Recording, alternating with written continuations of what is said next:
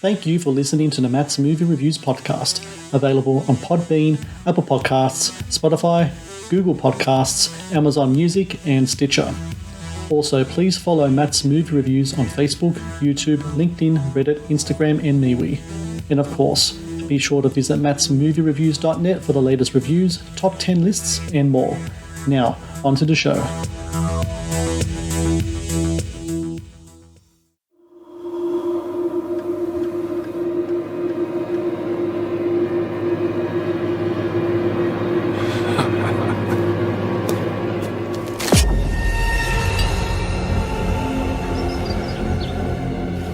Look, Margaret. An invisible man plagues the town of Iping. What rot! Clearly the folk of Iping have lost the ability to hear the words coming out of their own mouths. It ain't your ears that be deceiving you. Marvel. This is a manhunt. Have you experienced any suspicious occurrences? Strange noises? Adeline. Broken window? No. Nothing like that. I can do many things while invisible, Adeline. Things that ordinary men cannot. She's in league with him. Ask her. It's written all over her lying face. What part did you play in this? He's crazed and he's dangerous. It's time you chose a side.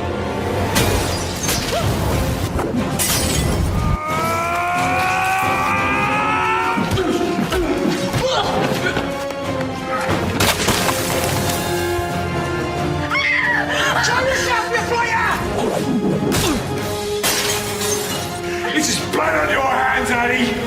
It's blood on your hands!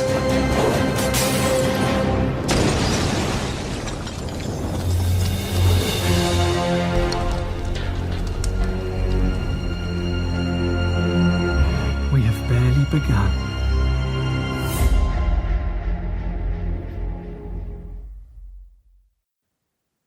Hello and welcome to the Matt's Movie Reviews podcast. I am your host, Matthew Pejkovic, and this is episode number 536. Out now on DVD and on demand is Fear the Invisible Man, a sci-fi horror thriller set in 19th century London that stars Mhairi Calvey as a young widow who shelters an older friend from medical school who, through his experiments, has turned himself invisible, a condition that corrupts his mind and soul as the Invisible Man spreads mayhem across London. A reimagining of the H.G. Wells novel Fear the Invisible Man proves to be an impressively made low-budget horror thriller that also marks the latest film from director Paul Dudbridge, I'm glad to say, joins me now on the podcast. Paul, how are you today? Very well. Thank you for having me, Matt. Absolutely. It's a pleasure to have you on, and it's really interesting. After watching this film, you know, when people hear The Invisible Man, you yourself as a filmmaker, as a film historian, as so many other things as well in the film industry, you know that The Invisible Man as a character, as a film property, is very well known. It's kind of like one of those characters like Dracula, like Frankenstein, like people just know the name and they conjure up the images, right? So when you have a movie like your one in Fear the Invisible Man, you need to find that balance, right, between delivering something new while also kind of catering to what fans kind of also expect from a franchise like that. When it came to putting this movie together, you as the prime filmmaker director, what were the keys for you to trying to make sure you got that balance right in making sure that you give the fans what they want, but also giving them also something new as well to the proceedings?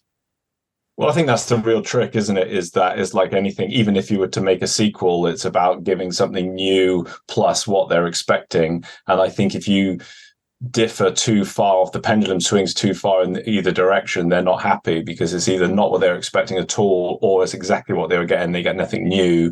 So so in that vein there, then it's almost like you're just having to, I think first of all, it was having that foundation of what are we expecting? What do I want to see? And, you know, and we did the usual things of like the footsteps in the snow and you know, objects floating and things like that. But then it was just, what can we add to that, or how can we twist it, or how can we, you know, make the audience kind of experience something new, hopefully, that they haven't seen before, and or add those things that they're expecting, like floating objects. How can we make that an interesting scene, or it's quite a suspenseful scene to help keep the scene alive, in addition to those things that we're seeing, the kind of the normal tropes. So that's what we wanted to do, and one of the things that I set out to do was that I never wanted to have just a voice, a floating voice, and we do have it in one scene. But apart from that, I wanted to have some kind of physical iteration in the scene, something physical that the audience can see, whether it was a floating object or the coat or something. And that proved to be a bit of a rod from my own back. That was a bit hard. That the cheapest and easiest way to do it would just be have a voice, but we wanted to do something a bit more visual in every scene and make each scene different. So it's not something that we've seen before within that film. So yeah, that was the sort of the general approach. What's really interesting about The Invisible Man is that it does kind of harken back, I think, to like what the classic kind of Universal monster movies did with the property as well. It's a gothic piece, it's a period piece. What's really, I think, impressive about the film is that I think these days, filmmakers could tend to use the property of the Invisible Man and do some exploitation with it. They could do stuff with violence or sex, etc. What you wanted to do with this film, I remember seeing that behind the scenes kind of documentary in regards to the movie. You're talking about how you wanted to make something that was kind of, family friendly in a certain way, something that everyone can watch, and not something that's kind of like just towards one audience, something that everyone could watch. Because once upon a time, even though horror movies were scary, it was something where everyone could watch it together, right? And I think that's really kind of was an impressive kind of feat on your end. Was there any kind of pressure whatsoever to try to, do things with the movie that could perhaps maybe kind of push the edges of violence or sex? Because in the film there is certain things that talk about lust and also violence, but it's not something that where it kind of like goes all out in that terrain as well. Is there any type of pressure in regards to going that way at all, or was it always a key from everyone involved to make sure that we're staying in this one lane where it's a film that everyone can watch together, from 10-year-old up to 60? Yes, that was our remit from the outset, really, that I wanted to make it a family-friendly thing. And I think our kind of level for me, funny enough, I'm about to go on and do a ghost picture, but our level for me was something like Ghostbusters, where there's the horror or the scares, but it comes under that line of family friendly, that you might have the 10-year-old hiding behind the sofa or whatever, and that's fine. They're not looking at any sort of gratuitous violence. There was one scene that we shot, which is still in the film, which was when the Invisible Man slices off the police officer's head with an axe, and we did see it. But we don't see it. And we did have a shot of the officer losing his head, which was I thought it was quite fun. And it was very quickly cut. And then, we decided to play it. On the day, I actually shot a reverse of Varia on reacting. And I thought, well, just in case we decide to trim it down in the edit where we've got her reaction. So we ended up playing it on that. But a lot of the sort of the darkness of the film, or the horror, would come through suggestion and light and tone rather than gore. And I think I'm not a big fan of horror from that point of view. I prefer kind of where it's a little bit more in fur rather than sort of splashing blood and things like that. So I wanted it to be the darkness of the film, and kind of, that would be our foundation of the horror, quote unquote. So yeah, I didn't really want to go too far in that direction. It was always kind of fairly family friendly from the beginning. So The Invisible Man is the draw of the film, but Mhairi Calvey is the star of the movie. She's pretty much I think she's pretty much in almost every scene in the film, like, from what I can remember. I only watched the film like a few days ago, and I remember she was in it. She plays Adeline in the movie. this widow who is kind of like almost poor. I mean, we're talking about like late 19th century. At the time, women couldn't get work. And what's really frustrating for her character is that she's incredibly intelligent. She's incredibly capable, but she's no kind of like place for her in society. So oddly enough, she's kind of like almost like an invisible woman. So she's like almost like, the invisible man herself in a certain context. Absolutely. Mhairi, from what I understand, she was cast pretty early on during production, wasn't she? Was she on board the film before you came on, or was it did she come on afterwards? No, she was on board. It was actually Mhairi that recommended me to the execs to say, look, you should look at Paul to make this, because I'd worked with Mhairi on a science fiction series that we'd done a few years before, so she knew that I had like a background in VFX and things like that, so maybe I could pull it off. Had a good chance of hopefully pulling this off with the amount of VFX that might be required. So they put me forward, and we kind of went from there, really. So it was right in my wheelhouse, really. Yeah. I want to talk about this really kind of morally complex relationship between Adeline and Griffin being the invisible man in the movie. It's really interesting in that they are like old mates, but it's kind of like almost kind of like, I wouldn't say a romantic story in there, but it's clear that he kind of pines for her in a certain way. And what's interesting on her part is that, going back to the whole notion of the invisible woman, she sees through him a way to kind of like get out of her situation, but at the same time she has to deal with the complexities of him being who he is. And I don't want to give away too much about what he does in the movie and such, but things do get dark in regards to his character. Forming that kind of like complex relationship between the two characters, is that something that was already framed within the screenplay when you get it, or is that something you work with Mhairi on the film, and also with Griffin, and kind of like you work on it as you're approaching the film filming wise in the movie? Yes, it was a big element of the film, actually, that we did do a little bit of a tweak on the script to allow for that, because it was a really fine line between if she doesn't know what's going on and what Griffin's up to, that makes the character a bit stupid.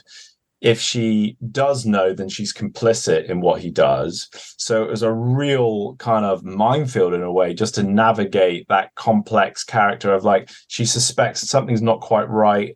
Where's this money come from, or whatever? And then she there's an element, I think, where towards the end she does suspect, but by that point she's so swept up in the emotion of it and the fact that she might have a way out for her troubles, but is she willing to turn a blind eye? And then by the end of the movie, she's obviously said, do you know what? No, I'm going to have to go to the police because this has gone too far. So that was a graph we plotted a lot of that character in the script, and by working with Mhairi about each scene that leads up to that, which helps, leads up to that finale and her ultimate decision to go to the police. That had to be plotted quite intricately, because if you misstep in either way, then she's either stupid or complicit, and you can't have that for either of them. Really, the character has to navigate a way through the middle of those two kind of football goalposts kind of thing. She has to go through the middle, because if she goes to either side, then we lose the audience.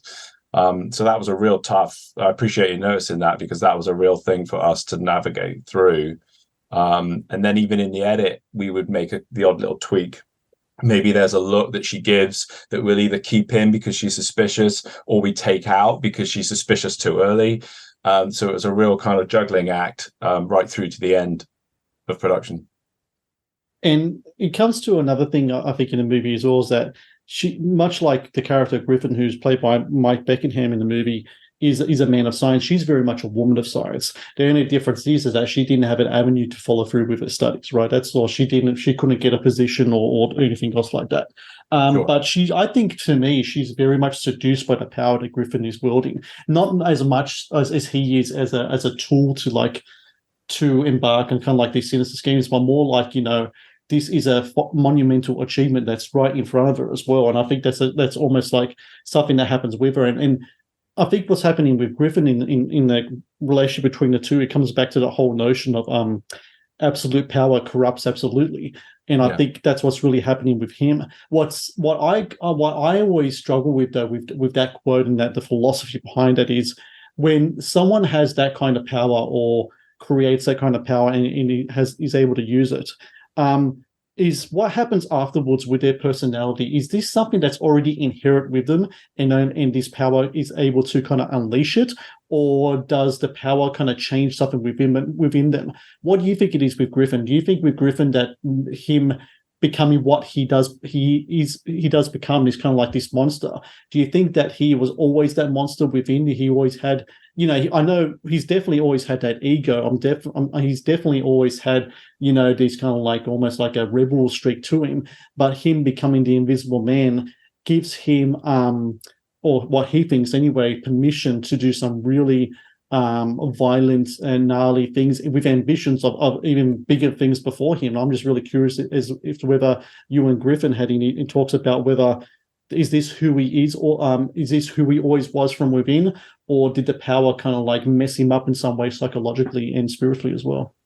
I think that's really interesting because there's I would draw a parallel to that with money and even validation on social media, where I think we are what we are, and fame or money or whatever comes down the road at us just amplifies what we've got inside. So if you are a good person, you're going to do good things with that money.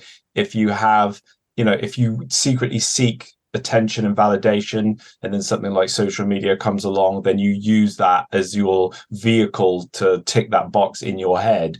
And it's the same with Griffin, I think, which is where, Mhairi's character as Adeline, she wants to do good with this tool, and Griffin wants to do, bad things to help tick that box. It's the same as like anything, any tool. You could have a knife used to cut bread, or you have it to kill someone. It's like, what do you choose to use the tool for?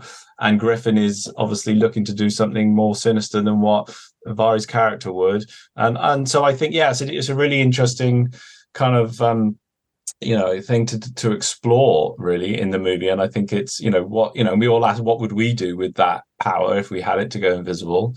If your brain goes to sort of darker kind of illegal things, then that's sort of a big magnifying glass on what what you're about, really.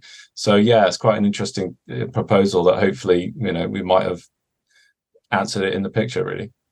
Well, there's a great quote in the movie when Adeline kind of like pleads to Griffin's sense of morality, and he says, I'm now above man's small petty morality, which I thought was a really cool line in the movie.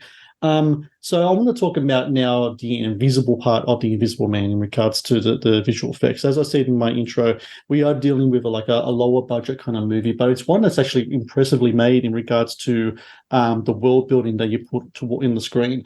And I wanted to delve into that world with you. I know that with the Horizon TV show and the movie that you delved into that stuff before in regards to kind of like the whole alien invasion aspect and all that stuff. But now you're dealing with a totally different thing here, where you have a character that you want on the screen. He needs to carry a weight, but you can't see him. And I think that's a really interesting kind of concept to having to deal with. The Matt's Movie Reviews podcast is brought to you by TeePublic. TeePublic is the world's largest marketplace for independent creators to sell their work on the highest quality merchandise. With over 1.2 million designs, TeePublic is sure to have something you love. The Matt's Movie Reviews podcast is brought to you by Amazon. The world's leading online store, Amazon is your first stop to buy a wide range of products at competitive prices with fast delivery times. Amazon is also a world-class entertainment hub that includes Prime Video, Audible, Twitch, Amazon Music, and more. Sign up with Amazon today and experience the best in online shopping and entertainment. Please support Matt's Movie Reviews on Patreon. Get access to exclusive content, request movie reviews and top 10 lists, and help support my work. Please click on the Patreon link in the description below. So when you first approached with this, and you do have the history with visual effects, have you ever dealt with that kind of visual effects before, where you have to deal with things that aren't there? Because when people think visual effects, they think of things that is created so we can see it, but this time we can't see it, and that's the whole point, right? We need to feel the presence, but we can't see the presence. I know you said that before you wanted to make sure that there was always something there to evoke that weight and everything else. But it's still a tricky endeavor to do because, ever since the times of the classic 1930 stuff, technology has changed, but the goal has always been the same. And approaching that goal, how did you want to approach that? And what did you find that maybe you weren't expecting in regards to the good and the bad of dealing with visual effects like that? Well, first of all, I think at the top of this, I got to give shout out to my VFX artist, Alta Brett, who did all of the 406 visual effects shots that are in the movie. And it took us best part of 10 months. So, yeah, I mean, there's also, I would say half of the VFX in the picture are, you don't know that they're there, whether it's a sky replacement or we painted something out or, we've added something that is you think should be there, but we didn't really notice it was missing or whatever. So there's a lot of those invisible effects in the film. Yeah, I mean, what did we do? We did a range of things we had a mocap suit, a bit like Gollum, kind of, whereas I actually performed that where we were running around, jumping over sofas and stuff, which is actually the bar in the tavern or whatever, just to get the animation of the character. And when the snow lands on him in the alleyway and things like that, we had cloth simulation where he sits on the bed. And that was, I mean, a lot of the VFX we did, I think there was probably 60-70% of them we had done before in one way or another. And then there was this 30% that we hadn't touched, like motion capture and cloth simulation, which was new to us. So what we did for that, for example, was you would have a shot of the bed and we took some high resolution images of the bedspread for the design. And then in the computer, we created a cloth with that image of the bedspread on it. And then you have a man an outline, like a mannequin, who would sit on that cloth and then make an indent in it. So then you have to light the cloth the same way that it is in the bedroom. Then you render out that image of the cloth, but don't render out the man. So you're just having the imprint and animate that man as he moves across the bed, which he's never seen. Obviously, it's the imprint in the bed. And then we render that out and comp that into the shot of the bed, etc. So it's each of these little sequences might be a new effect that we've never done before. And there might be 6 or 7 shots within that one scene. And then we'd move on to another scene where the Invisible Man gets soup thrown over him. And it's like, okay, so that's a motion capture. But then we're into particle simulation where you have a liquid, which is then being thrown onto the mannequin. And how does the liquid hit and roll down the mannequin's face? How is it lit? And then how is it animated, etc. So there was a lot of interesting shots to do. There's a lot of banging our heads against the wall when we had to think of a different way to solve the problem. Which is a lot of the time where it took so long to do. So yeah, it was a really, interesting, sharp learning curve, and like it should be. And I think we wanted to make something that was ambitious. I mean, if you're going to do something that's you can do and it's all reasonable, then it's not really ambitious. You have to aim higher. And I've kind of always liked that mentality of, and I've fallen on my face a few times where you've tried to reach for something, you haven't quite managed it and you've fallen. I'd much prefer to do that than to go, do you know what? I'm going to, pull back inside my safety zone and just, this is comfortable here. And I'm going to shoot 2 people talking in a coffee shop type movie. And, it's quite challenging to go, okay, we're going to do this dialogue sequence, but one of them is invisible. So we just see the coat or the cloth or whatever that's doing it. And I like those types. I like that creative work. I like being challenged. I think it's important though that filmmakers do try to do that, because if they didn't, the movies that we were inspired by wouldn't have the effect on us that we did. It was a filmmaker from back all the way to 20s and 30s, and the guys in the 60s and 70s with practical effects. If they didn't try to reach beyond their grasp, then we will never probably even see the advances in the filmmaking that we get now. And yourself as a filmmaker and as a historian who knows all about the history of filmmaking, I'm sure, especially in genre films, that's a very important thing that people need to realize. You need to take risks in your films to try to reach the visual, try to get stuff out of your head onto the screen.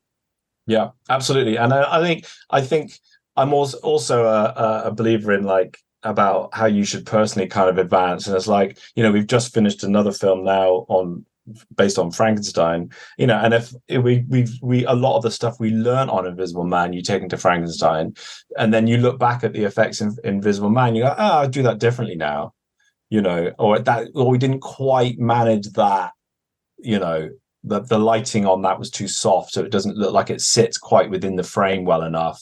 And it's like, you're never going to be completely happy, and it's like, I've even seen movies that I love, and some of the VFX are like amazing and seamless, and others you just kind of cringe at, and you go, hang on, that budget was 160 million, and there was 5 VFX houses that were involved doing all of those shots. And at some point you get to that point where that VFX shot 482 version 6 needs to be delivered, and it's 5 o'clock on the Friday, and there's no more time, and the artist needs another 5 hours on it, and you have to say, no, the line's been drawn, that shot's going in the movie. And the audience would look at it and go, oh, that VFX, the CG was rubbish. And it's like, well, the artist probably agrees with you, but they were asked to do loads of shots in a small amount of time, and they weren't quite happy with it.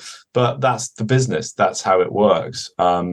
So, you just have to, you go to, I've heard the expression recently, you go to war with the army that you have. And I think we had 18 days and, $250,000, and that was it. And what can we do with that time and money? We've got one artist working on the VFX. Let's go. And you're going to drop some of the balls, you are, but it's just about the process and coming out the other end with hopefully something that you're half proud of, really. And kudos to you and your team for achieving what you have done with the time frame and the money spent. Because trust me, as someone who just watched The Flash a couple of days ago, there was plenty of people in that FX team that had the deadline that didn't make it over. So when I was watching that film, and maybe when you see it, you'll probably know what I'm talking about. Sure. But, I mean, I just off the back of that, really, when I was thinking about effects which you won't notice, there's stuff we shot a scene, the very first shot of Adeline silhouetted in a window, and we're on a wide shot, and we push in behind her. That's her introduction. And there's a chess set that's on the table, and we shot it because the art department had a chess set that they brought, and we didn't realize actually that production had a deal with a chess company to have a period chess set in the picture, which they wanted in. So then me and Al got the message, you need to swap out the chess set with the new one. And we've shot it, and it was a gorgeous shot, but then we've got this chess set that needs to be replaced. So 9 months after we filmed the shot of Mhairi by the window, we're filming a separate chess set in Al's front room, matching the light, matching the angle, and we're trying to comp that into the shot. And then you realize that the chess set is a little bit smaller than the one in the frame, so you have to replace the entire tabletop.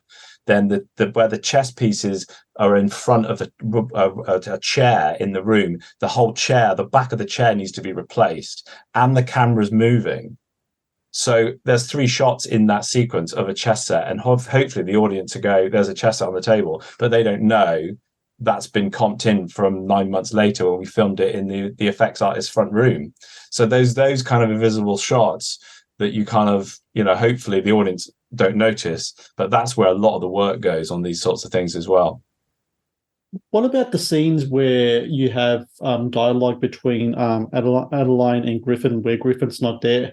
When you're shooting those scenes with Mhairi, and she's talking to someone, and that's the whole point. She's dialoguing with someone, and a lot of the time it is a wide shot, and there's 2 people in the room, but you can't see the other person, of course. How do those scenes work? Because is it a thing where someone's in a mocap suit, green screen? Is it a thing? And also in that context, is Griffin there behind the camera talking? Did Mhairi and Griffin even meet at all during the production, save for, maybe the last scenes? I'm really curious about that.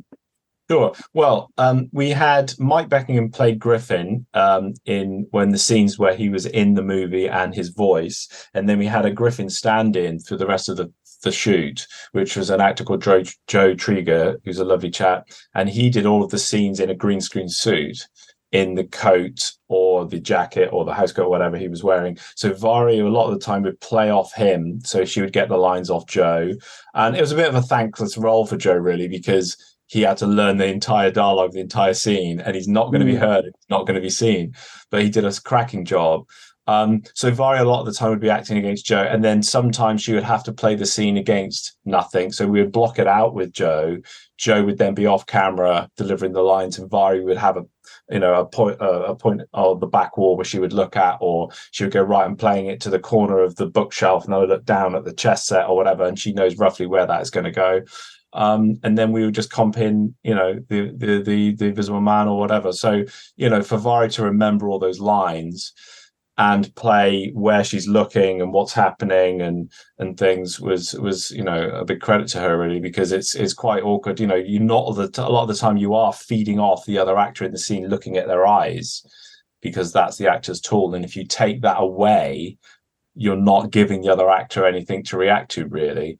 So Joe did a cracking job, and so did Mhairi, really. So it was a mixture between green screen, not being there, voice off camera, and depending on what the scene was.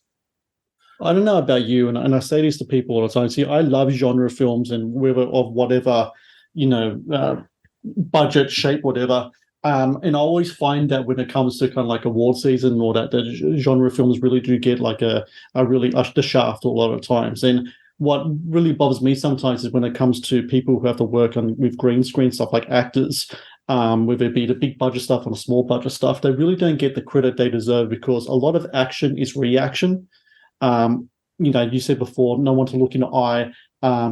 You're trading dialogue, the feeling, even like maybe from a spiritual or physical context, it's not nothing's happening there, right? But they have to use their imaginations and use their skill as an actor. That's what they went to school for. All those exercises and everything else coming to the fore, and they have to use that to go back, think about all those fundamentals, use it in this context, and do a great job at it. And I don't know. I just think that there should be more recognition of that type of acting in those type of films, because it kind of bumps me out that even to this day right now, that so many people in the industry have worked in that situation, so many actors as well, that if there isn't enough kind of like push to try to get some of that stuff out there. Anyway, that's just my little rant about that. No, I completely 100% agree with you. And I think what it is, there's an ignorance in the business and in the public, I suppose, where commercial or genre equals bad or equals poor quality. Like there's some kind of linear line between good at one end and commercial/genre at the other.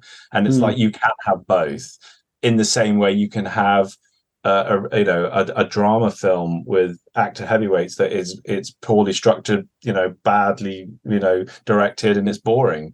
Or you could have something at the other end that's highly commercial, and look at something like, I personally loved Top Gun Maverick. Yeah. And it's like, it's a big throwback and stuff. But I mean, that's not going to win Best Picture, because it should have. It should have done, but it's not. And and you find it with a lot of the technical, a lot of the big genre movies, they might get costume, they might get VFX, they might get cinematography, but they won't get Best Picture necessarily, or Best Director. And you're right. If you think about the physicality that an actor has to go through in those types of films, and just they forget as well, like how piecemeal those things are made, because if you did something off the top of my head, kind of like a big disaster picture like San Andreas or something like that, you might shoot 4 or 5 shots a day, and that particular actor has to be in that fearful, scared kind of frame of mind for the whole day, and just jump into that couple of minutes and then jump back out again. So it can be even harder. And same with directing. If you think about when you watch something that's been really well directed, like a big action film, when you're juggling 5 cameras, a big freeway and street, cars flipping over, or knowing how to break something like that down, even looking at some of the really good Marvel films, like the last Spider-Man film, just like or Endgame, just kind of saying, where do you start with a finale like that? I know everyone criticizes the fact that it's studio and it's green screen, but each of those shots still needs to be visualized. They still need to go, what's going to cut to that, we need his reaction, but that's going to be CG. Then we cut to a live action studio shot of him picking up the sword. Then we cut to that. Then we have that. And that all has to be sort of put together. It's a big military operation. Yeah. So as a director, to have all that in their head, and then the DP trying to light stuff on the stage, that actually what's causing that light is a CG kind of object that hasn't been put in yet, and it doesn't get the recognition it deserves at all. It doesn't. No. It's a shame, but that's hopefully you get the box office, but not the awards. Yeah, well, I always say that if film genre was a currency, the high-profile drama is just worth just as much as like the high spectacle, blockbuster thing, or the low budget, whatever. It all comes down to the filmmaker's imagination and the work of the cast and the crew putting it all together and making it work. And for everyone out there listening, you would definitely get your money's worth when it comes to Fear of the Invisible Man. Out now on DVD and on demand in US markets. And from what I understand, it's coming out, Paul, in the UK next week. Is that right? Yeah, Monday the 19th on DVD and video on demand. Yeah, so Apple TV, Microsoft, Amazon. Yeah. And I really recommend people do check out Fear the Invisible Man and watch it, because we need to have more, a lot of people, when we talk about kind of like visual effects movies, it's not just the big budget kind of thing. What made visual effects movies what they are those smaller movies. The smaller movies is the kind of like the framework and the grounding for these other bigger films to kind of like to flourish and stand upon. And I think it's really important that people watch these films and either rent them or buy them, watch them, and then encourage other people to do the same. And I can't wait to see what you do with Frankenstein Legacy as well. I know it's going to be the next big thing coming out for you. And from after that, are you working on a Western as well? Is that right? Or? Yeah. So Frankenstein will be out. Frankenstein Legacy will be out next year. It's almost like we've got their own dark universe going on. But then after that, I've got a supernatural Western, kind of in the same kind of vein of kind of family friendly, True Grit meets Ghostbusters type vibe. So really looking forward to doing that. We're kind of just beginning to think about casting. We've got the location down. It's actually, the location is over in southern Spain, where the town that they built for a few dollars more, the Clint Eastwood picture. So we've been over there. It's gorgeous. It's amazing. It's like time travel. You're back in the Wild West. So we can't wait to start work on that. And then we've got a script arrived yesterday for hopefully a contemporary Christmas film that we're going to do in a year or two's time, which is like a Love Actually meets Ghost. So all of the projects have sort of a heavy visual effects component to them, but that just happens to be chance, really. But it's all about the fun stories that we hopefully get to tell. So again, everyone out there, Fear the Invisible Man, watch it, DVD and on demand now in the US, the UK next week. Really recommend people check this film out and make sure that you support independent filmmakers like Paul. And Paul, I thank you so very much for your time today. Congrats with the movie. Best of luck with Frankenstein's release next year and the other work as well. And when those films come out, I'd love to talk to you again, man. It's been a pleasure. Absolutely. Thank you for having me, Matt. It's been a blast. Thank you for watching the Matt's Movie Reviews channel. Please subscribe for more reviews, podcast interviews, and exclusive content. Also, if you would like to request a review and support my work, please join my Patreon via the link in the description below.